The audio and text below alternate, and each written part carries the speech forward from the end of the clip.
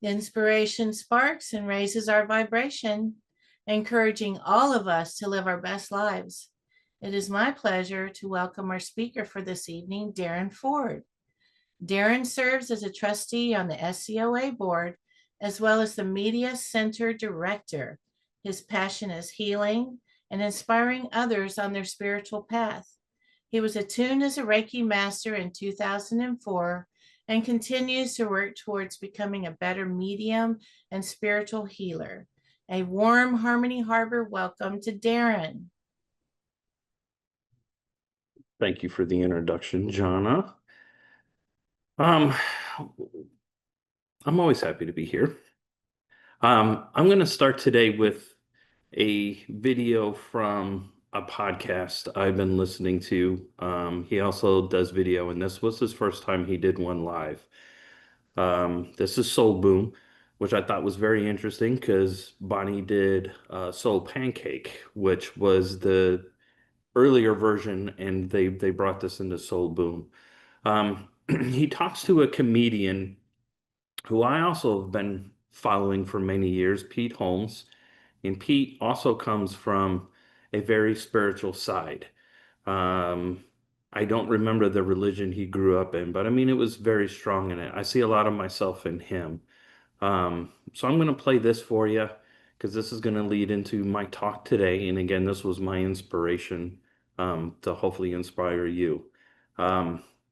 Warning, there's one or two swear words that pop up in here, but they're not at somebody. They're just a word that comes up. So hopefully you are okay with that. And give me a second to find my share button.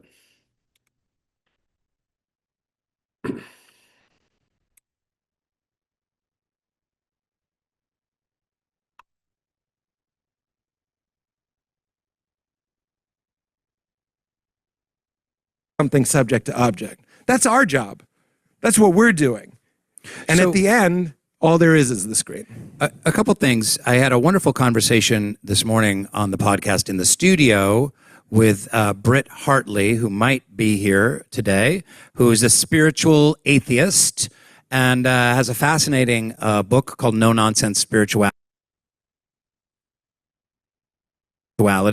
about looking at spiritual ideas through an atheist lens. Which might sound dichotomous, but it's really fascinating. And she was talking about the story of the prodigal son and saying, perhaps from a storytelling perspective, we're all those characters.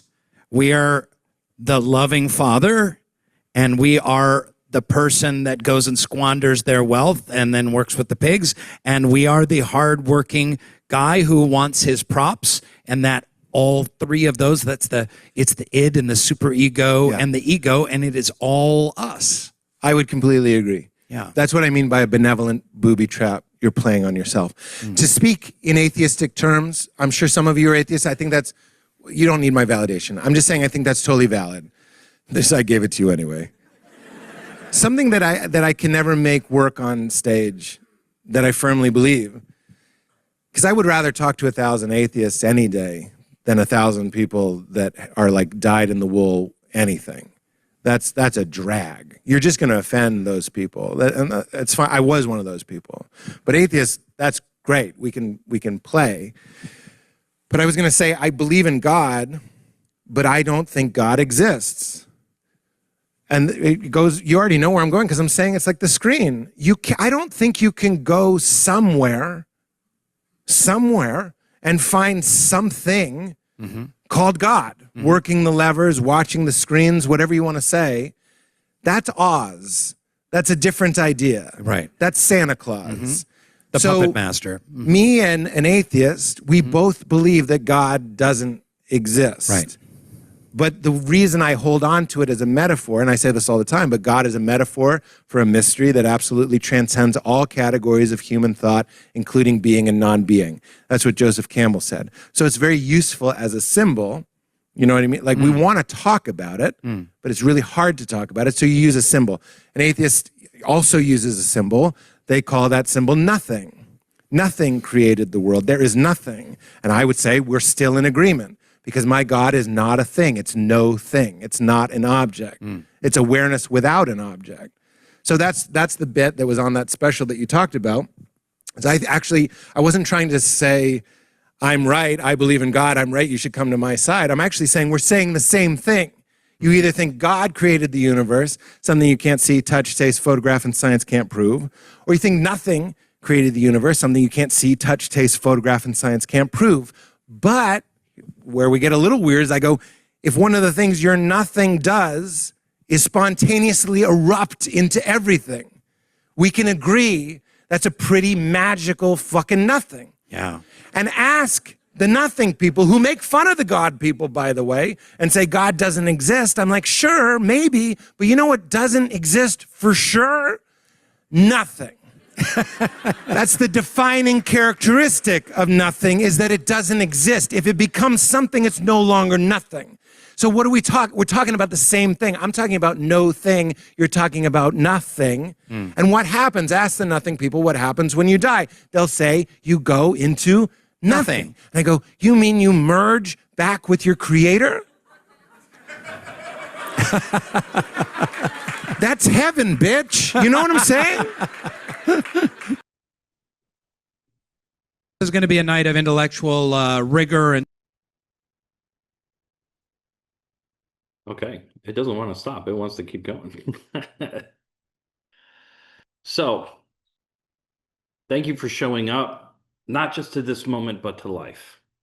You could have numbed, distracted, withdrawn, but you are here, awake to the wonder, ready to wrestle with the great mysteries that awaits us all.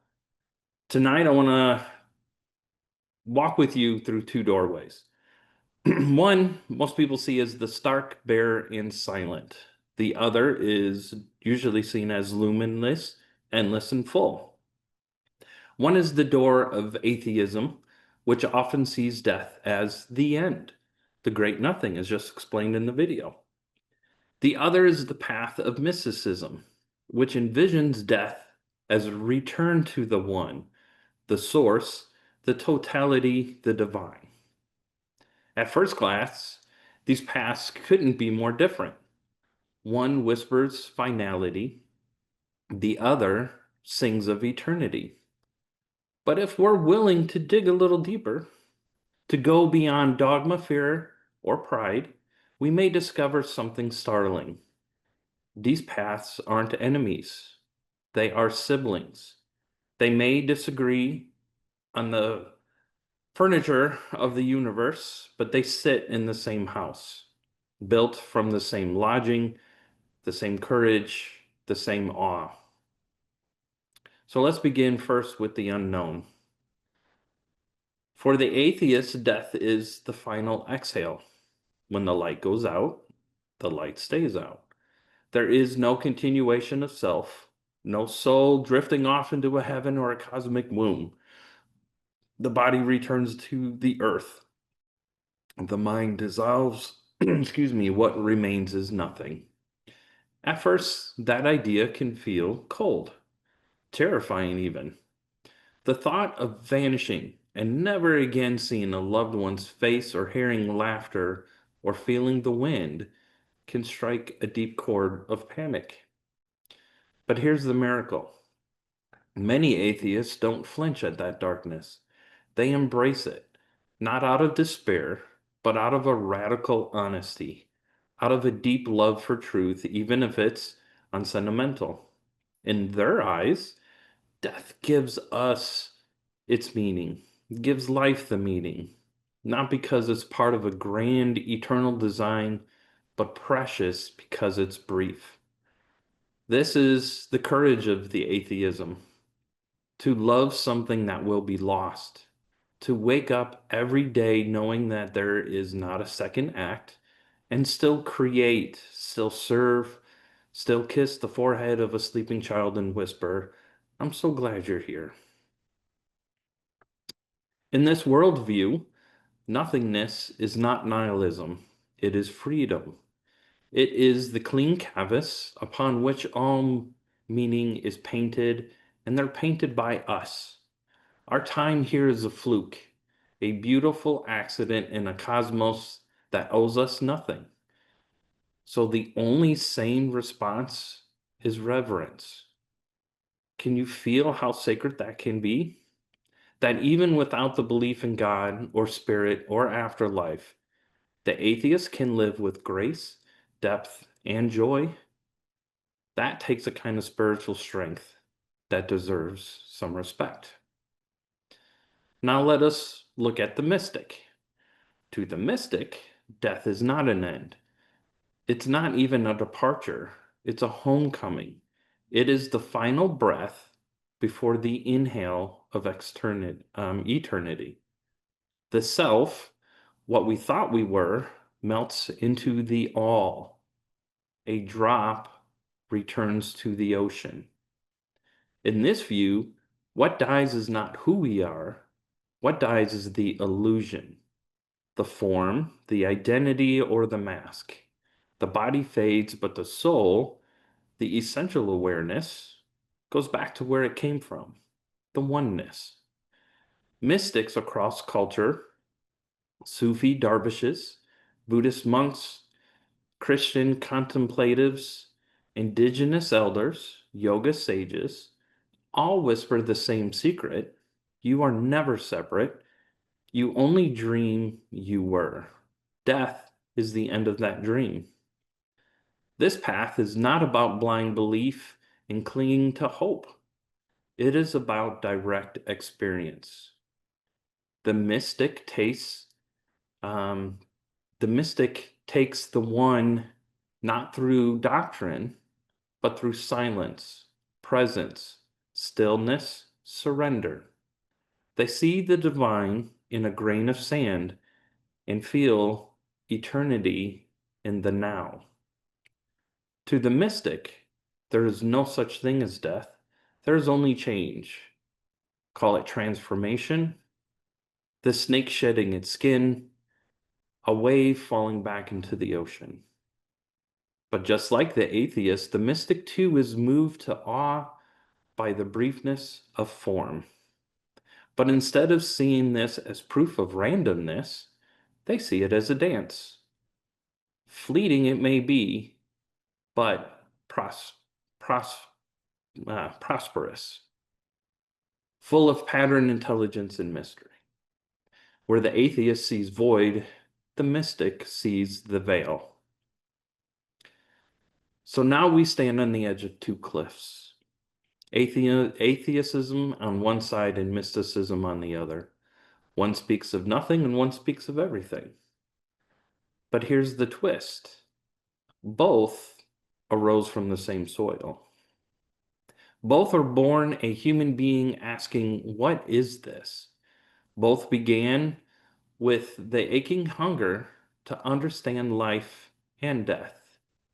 Both are responses to the mystery we wake into every morning, and both, if they are honest, end in humanity.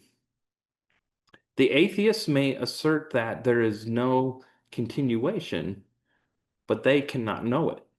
The mystic may declare that we return to source, but they too must bow before the unknown.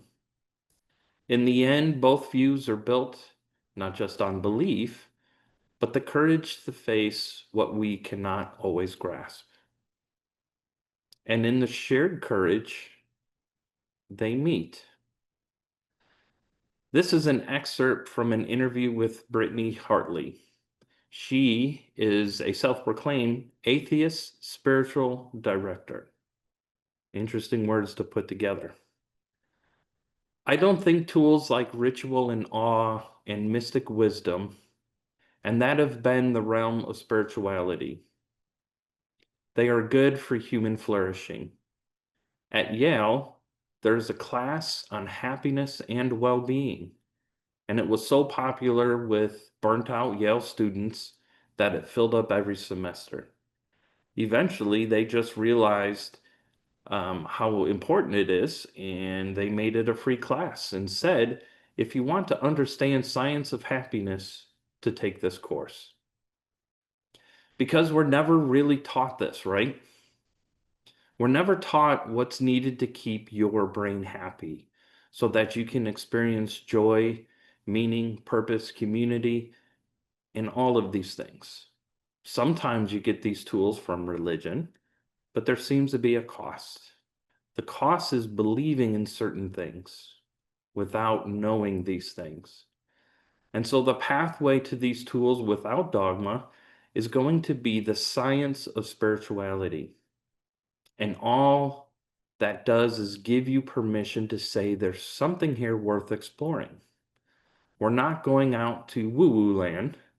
We're just making claims about magic, and we're not making claims about magic and crystals, but there's something here that we have some data to show is good for you. There's science that shows rituals help us process something in the body. There's science to meditation, awe, and states of consciousness that we call transcendent. All of these may have dogma or religion language wrapped around them, but now we can dig into the science and say, oh, there's something here. There's something here that's interesting. This allows us to use these tools without feeling like we're being bamboozled or feeling like we must have faith in order to get that tool. So in Brittany's book, No Nonsense Spirituality, she talks about a child building a sandcastle. I love the way she says this. They don't build it for the water to destroy it, but they also don't build it with the thought that it's going to last forever. They build the sandcastle for the creativity of it. She feels that spirituality can be the same way. Don't do it because you die for nothing or for everything. Be part of the creativity of it. So let's go yet another level deeper. What is nothing? The atheists might say it's the absence of all, no thoughts, no sensations, no you, no me. But mystics too speak of nothingness. In meditation, they drop into the void. They let go of ego, of time, of form. And what remains is not a thing. A vast open awareness, silent stillness, the pure potential before creation. Could it be that nothing of the atheists and the oneness of the mystics are pointing to the same experience? Yes, yet just described in a different language. Both say, when the small self dies, what's left is not the self. And both agree at this moment, right now is precious because it passes. It is fleeting. You may be wondering, okay, beautiful thoughts, but why does this matter? It matters because we all are dying, not just someday, but every day. Cells die, relationships die, beliefs die. We are constantly dissolving, constantly letting go. And how we relate to death, whether it's a void or as return, shapes how we live. If you are drawn to the atheist view, then let your love for this one wild life burn bright. Let it move you to kindness, to creativity, to presence. Know that your impermanence is your power. If you are drawn to the mystic's path, then let your devotion guide you inward. Let the veil thin. Let the one speak through your actions and carry the sacredness of your breath. But either way, live with intention and live wide awake. There is a unity beneath belief. It doesn't matter whether you say the universe is empty or full, random or intelligent. What matters is how you show up. Do you honor the now? Do you listen deeply? Do you treat life as a gift? Do you hold others with compassion? And do you let mystery humble you? You see, the greatest danger is not death. The greatest danger is to die without truly living. let me offer you one final image. Imagine the ocean. One person looks out at the sea and says, when the wave crashes, it's gone forever. That wave no longer exists. Another looks at the same wave and says, when the wave crashes, it just returns to the ocean and becomes one with the infinite. Now imagine the wave itself just before the crash. It doesn't know what comes next, but it has one chance to shine in the sunlight, to dance in the wind, to feel the sky and taste the salt, to live fully before returning, whether to oneness or nothing. And maybe, just maybe, that wave is you. So rise, shine, dance, love, and wonder. And when the time comes to fall, fall with grace. In the end, it's not about whether you believe in God or not. It's about whether you believe in the miracle of now. It may not be about what happens after. It's about how you love before. So to the atheists, thank you for your fearless honesty and fierce love of truth. To the mystic, thank you for your reverent surrender and deep intimacy with the mystery. And to all of us, may we keep dying and living with every breath. May we honor the mystery, whether it ends in silence or in a song. Because perhaps what matters most is not what we fall into, but how we fly to get there. Blessings to all.